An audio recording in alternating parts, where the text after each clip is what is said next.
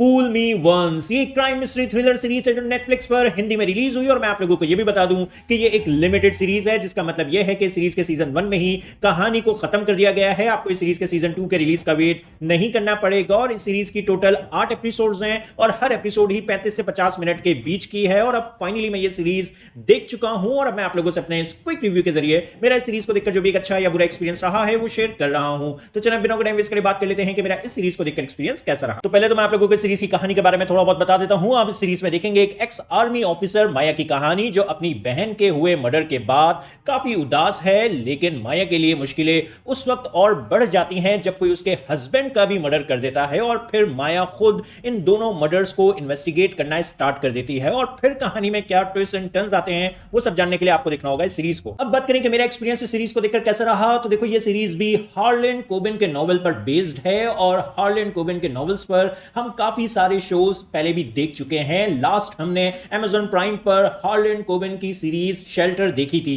तो अगर आप लोग हार्लन कोबिन के शोज को शुरू से फॉलो करते हुए आ रहे हैं तो फिर आपको पता होगा कि उनकी मिस्ट्री थ्रिलर्स में हमें काफी सारे ट्विस्ट एंड टर्न्स देखने को मिलते हैं। कहानी डिफरेंट टाइमलाइंस पर जंप कर रही होती है और हर कैरेक्टर के अपने अपने डार्क सीक्रेट्स होते हैं जो जैसे जैसे शो प्रोग्रेस करता चला जाता है रिवील होते चले जाते हैं। ऑलमोस्ट वही स्टोरी स्ट्रक्चर आपको इस सीरीज में भी फॉलो होता हुआ नजर आएगा। तो अगर आप लोगों को भी हार्लन कोबिन की मिस्ट्री थ्रिलर देखना पसंद आते हैं तो फिर इस सीरीज की कहानी में या मैं ये कहूं मिस्ट्री में आपका स्टार्ट से ही एक अच्छा इंटरेस्ट डेवलप हो जाएगा। और शो की मिस्ट्री और जो मेन कैरेक्टर्स हैं शो के वो आपको शो से एंड तक डिसेंटली इंगेज कर रखेंगे। और जैसे जैसे ये शो प्रोग्रेस करता चला जाएगा आपको कहानी में काफी सारे ट्विस्ट एंड टर्न्स देखने को मिलते रहेंगे। कुछ ट्विस्ट एंड टर्न सीरीज के अच्छे हैं, आपको पसंद आएंगे, और कुछ आप इजीली प्रिडिक्ट कर लेंगे। मेरी नजर में ये सीरीज उन लोगों को ज्यादा पसंद आएगी जो पहली बार हार्लन कोबिन के नॉवेल पर बेस्ड कोई शो देखेंगे। लेकिन जो हार्लन कोबिन के शोज को पहले से फॉलो करते हुए आ रहे हैं, उनके शोज को एक्सपीरियंस कर चुके हैं,